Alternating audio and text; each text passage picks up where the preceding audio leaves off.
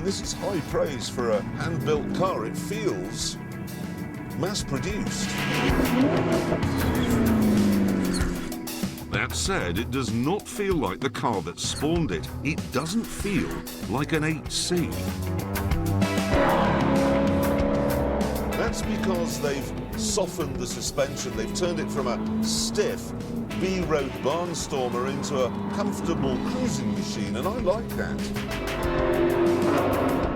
There are loads of cars built specifically to attack a road like this. So it's quite refreshing to find one that allows you to savour it. Savour the views, savour the moment. So it doesn't feel like an 8C.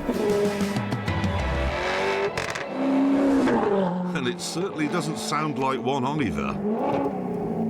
Oh, it's the most soulful sounding car I think I've ever heard. It's as though the entire exhaust system is actually made out of Otis Redding.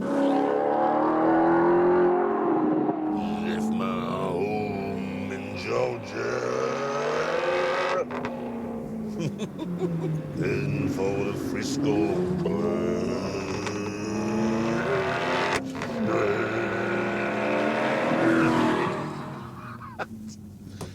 It's Otis!